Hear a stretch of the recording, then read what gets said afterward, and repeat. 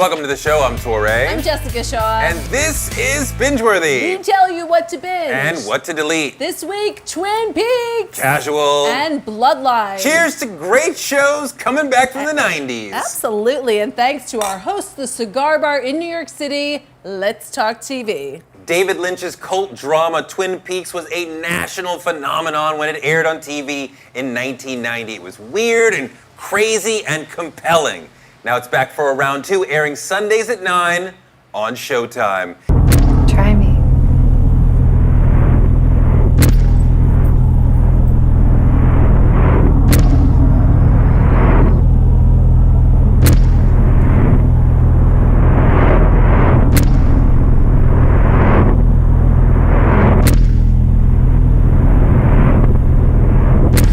He's coming. I have to get off the phone.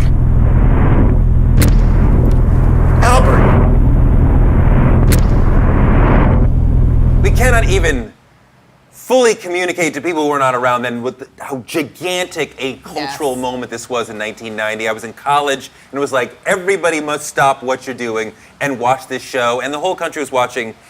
And it was an attack on convention, right? On like nice art, nice culture. This was like weird and wild. We had no idea what was going on.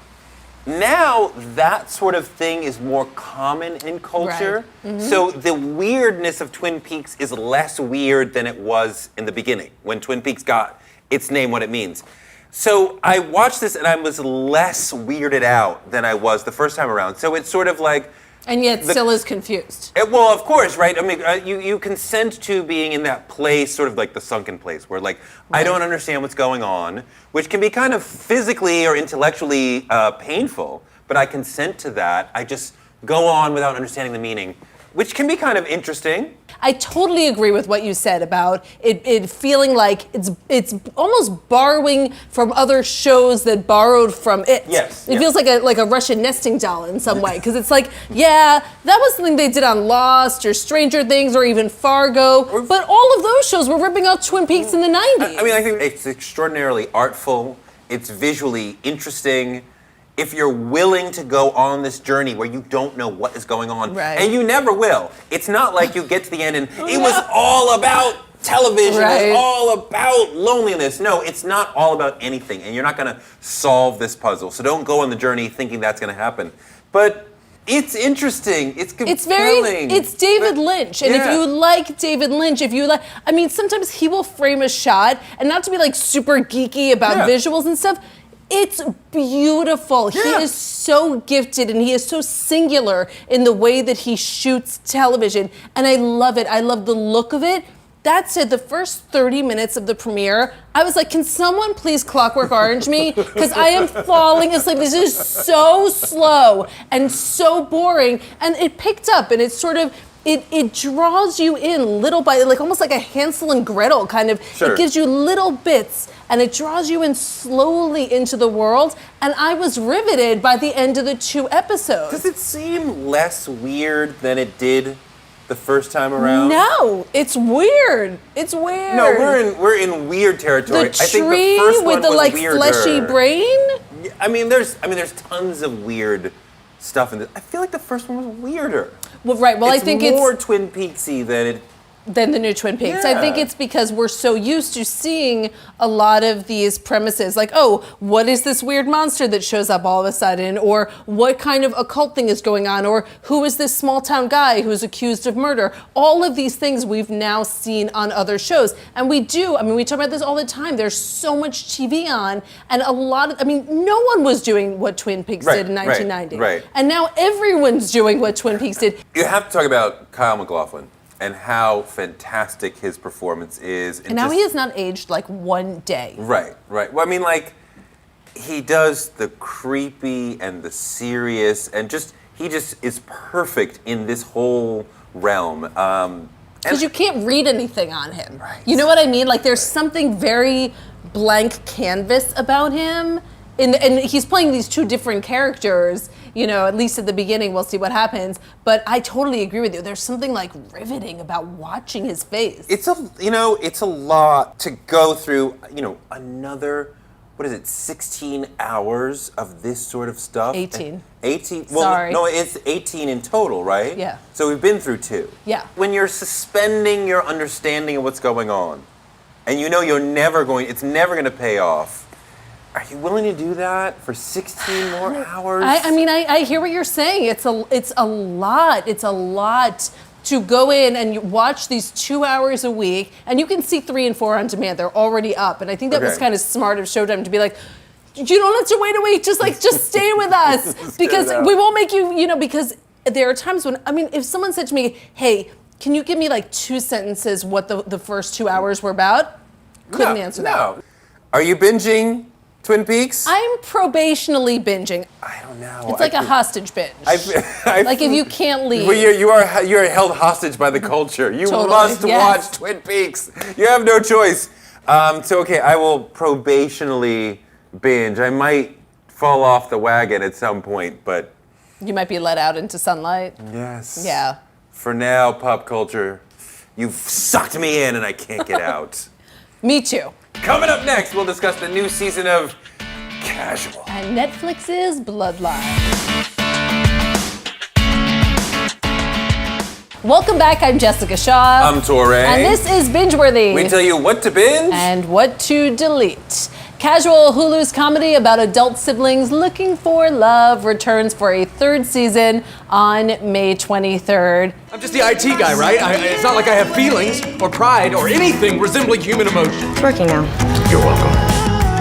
What does one do in a storytelling class anyway? She looks like she's having a midlife crisis, but she's dressed like she's having a quarter-life crisis. That's a lot, thank you. Did you ever think about shutting down your phone and tuning into the world around you? Once, yeah, but then I realized I was standing in a parking lot and got too real too fast. I love this show so much. I love that it doesn't try and be a big show about big moments. There's something very intimate about this show. It's about siblings, and it's about that feeling when your sister or your brother is the person who just gets you the most in this world. Michaela Watkins, to me, is every scene that I watch her in, she blows me away. And this season, I don't want to spoil anything, but the final moments of episode 1 are clearly, there's a big revelation that is devastating to her character, to Valerie, that will clearly set off what goes on for the rest of the season. I loved it. I'm crazy about this show. It's one of those shows that is real appointment viewing for me. Okay. I hate this show. I can't stand her neurotic, crabbiness. She seems afraid of the entire world and all closed off. And Alex, oh my God, he's yet again the obnoxious, kooky, kinky brother who does life his own way, but he's not funny. He's just obnoxious and weird and awkward all the time, and But that's what thinks the too show much of is. himself. They're but disasters. But we've seen him before, and this is an obnoxious iteration of that same thing yet again. I can't stand these two. These two grown siblings live together in a sex house. That's ridiculous. Where they I don't quite call it a sex house. well, I mean, they're house, hanging out at breakfast with the person they brought home for the night. Her boyfriend, her one-night stand goes to get some juice, and he runs into the naked other one who's doing whatever with some chick. Okay. And then, what? Well, first of all, she moves out. She moves out. They're not going to live together anymore. I do love the idea of what happens when you're a disaster. You can't really get your life together. They both experience some level of arrested development, and nothing quite comes together for them, whether it's professionally or personally, even though maybe from the outside, they appear to be doing great, but they have these, they're so vulnerable, and they can only really trust each other. It's that feeling when your sibling is your soulmate, and they're the only one that truly gets you. Let it go, my God. It's casual. Oh my None God. of that is happening. He's not deep enough to merit this soulmate conversation you're talking about. And she is problematic for me because she's so neurotic that it's like life happens to her rather than her happening to it. And I want to see a character who is moving the story and not just sort of like treading along with what happens. But is that life? Is that what life is? Like, don't we all just kind of tread along with at times in our lives? And there are times in your life when you do make big moments. But what this show does so well, and I think about the people who directed. I've watched the first 3 of the season. Lynn Shelton, who's an amazing director, directed the first one. Carrie Brownstein did 2 and 3. And these are people who look, as directors, look at small moments in life and the broader meaning behind them. It's not like, oh, this like big moment on a drum. We're not like watching Homeland where like you're stopping some world's conspiracy. It's just like life doesn't always work, and we're just gonna look at that with these 2 characters. I love this show. I really love it. To me, this is like the best thing. I mean, one of the best shows. It's certainly, other than Handmaid's Tale, the best thing Hulu has going. Oh, wow, okay. Ugh, yeah, other than okay. Easy, calm yourself down. Well, after you said Handmaid's Tale, I thought you were going somewhere else. So I am binging this like crazy. I feel like a more complete person. You don't often see that kind of relationship portrayed on television. You don't see brother and sister. That kind of obsessive adult sibling relationship is it's like once you're grown up, your siblings, you move to different cities, you have separate lives. We don't see adult sibling, that relationship explored on TV that much. That is true. I don't need that in my life. I found all this entire tableau to be sort of annoying and whiny and obnoxious, and so I dislike casual very much. You're deleting it. I'm super deleting it. Okay. The thriller Bloodline returns for its 3rd and final season on Netflix May 26th. I'd like to confess. I don't know how to begin. I think my family's cursed. God is a parent with insanely violent and destructive children. He had 2 choices. Destroy them or die for them. I watched this show when it started, my wife tells me. I don't remember that at all. You blocked it out? I blocked it out. I don't know. I don't know. There was drama and people yelling at each other and running around and doing things and... That was your synopsis. Drama, people yelling at each other, people running around doing things. I just so can't with you guys. I'm just so not interested in any of you. I'm sorry. Whoa. Even Ben Mendelsohn, he was the best part of season 1. I really liked season 1 of Bloodline. I liked it so much. I love every actor in it. I mean, Coach from Friday Night Lights, come on. Enough with Friday Night Lights, good Lord. Never enough. Oh my Never God. enough Friday Night Lights. It wasn't that good. It was perfect. Oh my God, Not it was not perfect. Oh my God. Season 2, which was crazy. Oh my God. Anyway, Kyle Chandler. You guys would have Friday Night Lights up there with like The Wire and Breaking Bad. Like, sure. Geez. Oh my God, I can't with you. Yeah, it's amazing. No. Yes. No. What? Oh Tammy, my God. you don't even know it, but you are nodding to Tammy Taylor right now with your wine. So just stop. What are you talking about? Anyway, I fell off season 2. To me, I know some people just were obsessive about it. It just didn't go to places where I wanted. And I watched the first 2 episodes of the 3rd season, and it's just, I wish I cared more about this family and about these characters. It drives me crazy because there's not a weak performance on the show. I mean, truly, there's not. Yes. Every performance is strong. It's well made. It's a very well-made show. I just don't care about it, Right. which is a nastier way of saying what you said. Well, you're meaner. To me, and this is the final season, and the show is ending, and I'm sure there are people who saw it through, but yeah, that's kind of how I feel. I have forgotten about the show. It didn't, the trials of this specific family, much as I like so many of the performances, and all of these actors, I just think are so talented, it just didn't hold me. It didn't hold my interest. I don't really like this cover-up that's going on this season. Again, in the golden age of television, you have to be better than that. Like, Agreed. if I say on this show, I'm not binging you, that doesn't mean it's a bad show. It could be a very good show, but there's so much already that's great that you have to be great to get to be bingeable. Yeah. And it's a very well made show. It's very well acted. I just don't find myself caring enough that I need to go on this journey because I'm already devoting X amount of time per week to watching television because it is the golden age. Yeah. So you are not special enough. I'm sorry. I am You're deleting not special enough. Bloodline, even Yeah. though it is a good show. Agreed. I'm sad to say I'm deleting it too. I gave up after season 1. Exactly what you said. I think it's a good enough show. It's just not great. Coming up, we're going to talk Dirty Dancing. And we'll announce the performance of the week. Welcome back, I'm Touré. I'm Jessica Shaw. And this is Bingeworthy. We tell you what to binge. And what to delete. Nobody puts baby in a corner, but they do revive her in a televised remake. The new Dirty Dancing TV movie airs May 24th on ABC. What's your name? Baby. One of the most beloved dance movies of all time becomes the next great television event.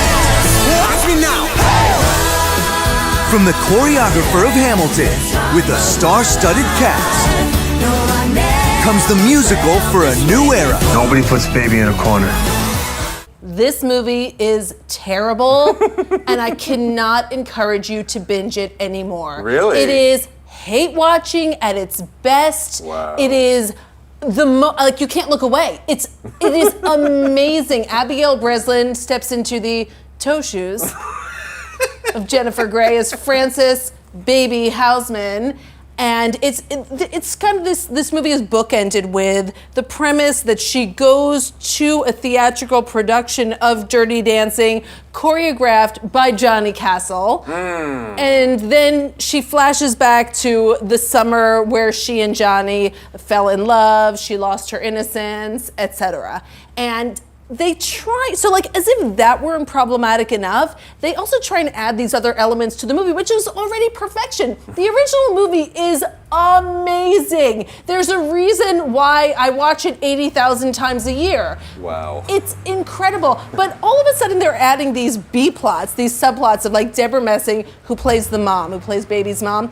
She's just not happy because her husband won't touch her. All of a sudden we're getting like this whole plot about like, I'm not having enough sex and whatever. And I'm like, you're the mom. You're the one who tries to keep Baby in the corner. Just leave it at that. Like, you don't need your own storyline. And then the older sister, who's terrible. She does the whole like waka waka waka song in the original movie. And all of a sudden she's performing this Bob Dylan song and she's like breaking down racial barriers, Wow. in the Catskills. And I'm like, what? Why are they changing up perfection?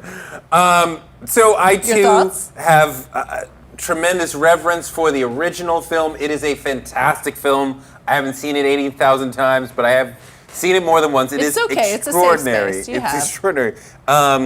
And this felt to me like a shot-for-shot remake. A couple little tweaks, like you said. Right. It's horrible. It's horribly acted. It reminds you of how great actors elevate and so-so actors don't. Yes. And Swayze and Jennifer Grey were fantastic at elevating this material and making it just more. This is just so bad. It's and so just bad, so yeah. Small Abigail and Breslin so- is terrible Oh, in this God. role.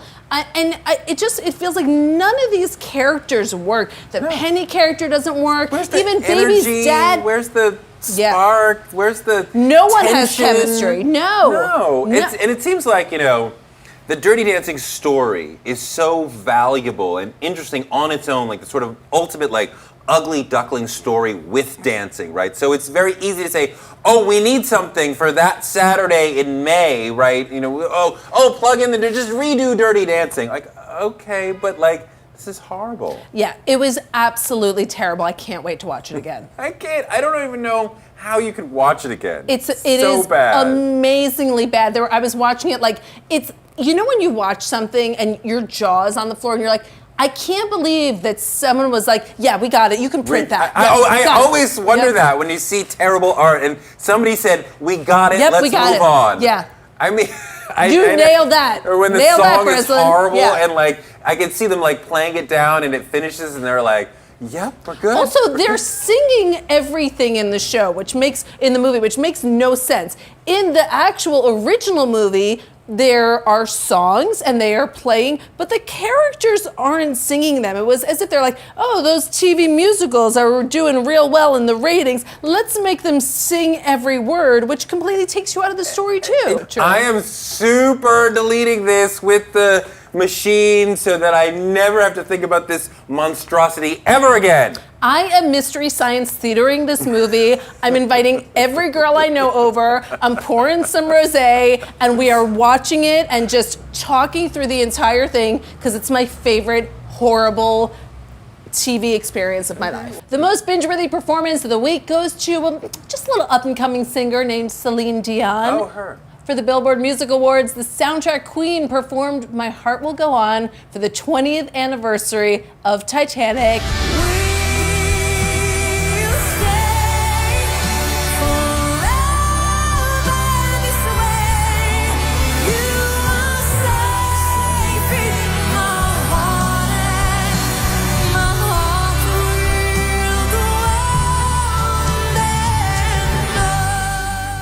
It was amazing. First of all, she starts the performance like she's basically performing underneath a jewel jellyfish.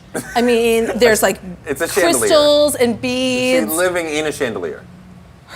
Honestly, the performance of the week could have gone to her sleeves even before she opened her mouth.